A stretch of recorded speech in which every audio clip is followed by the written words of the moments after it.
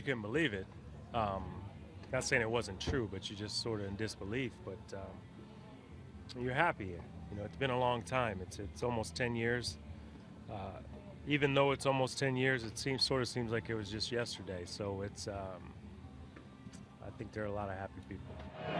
It's Derek Jeter, one of many Yankees with memories of September 11th as they relate to the news of late last night, early this morning, that U.S. Special Forces had hunted down and killed Al-Qaeda leader Osama bin Laden. Kim Jones joins us now, as always, bottom of the third. And Kim, you talked to some other Yankees beyond the captain to get their thoughts on what the capture or the killing of bin Laden meant. Absolutely, Bob. And let's start with Mariano Rivera, who said, all I could think of was justice. Justice prevailed. If you're going to do something like that someday, you're going to pay. This was the time.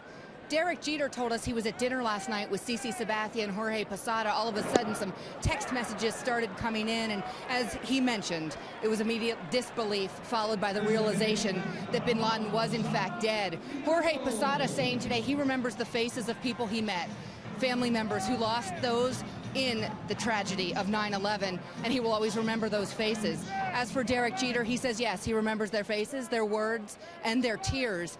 And Derek said, I don't know if closure is possible, but I hope it is for them. Perhaps this is a way to partly get closure. Derek adding every single time he was asked about this today, Bob and John, this transcends baseball. People kept trying to bring it around to baseball. He said, it was about football back then, and indeed it was. He said, and it was about everything going on in our country. So some perspective from the captain and some of his teammates, and that was a big theme of today's pregame, fellas. Yeah, and we're talking about it because the Yankees were tied to this, obviously, as New Yorkers back on September 11th as part of the healing process. Sports helped that. The Yankees were obviously very involved in terms of the recovery and charitable endeavors.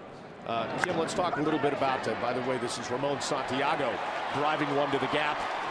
He's headed towards second, rounding and thinking about third, but he'll stay at second with a one-out double. Kim, let's talk a little bit about some of the other folks that had something to say about this. I know Alex Rodriguez talked to a lot of the media about it. He did, and Bob, he was watching ESPN last night and was touched by the Phillies fans chanting USA. USA, Alex describing it as pretty emotional. He said it is a night and a moment he will someday tell his young daughters about. He also reflected on being at Walter Reed Army Hospital last year and saying that was a day that you felt proud to be an American. He also reflected on September 21st, 2001, when the Mets were the first baseball team to play baseball in New York, and Mike Piazza with that game-winning home run in the 8th inning. And as Alex was saying that, Andrew Jones at a nearby locker, his ears perked up because he was on the field that day. And Alex laughed, and there was a light moment because Alex said, yeah, Andrew, it's the one that went right over your head. But Alex remembering that moment as so poignant because he was yet to be a New Yorker, of course. And as for Andrew Jones, he was on the field for that home run. He said, I remember turning and running. He said it was a dramatic moment. Yes, we wanted to win the game, he said, but I was proud to be a part of that game. He said it still gives him goosebumps, fellas. A pop two.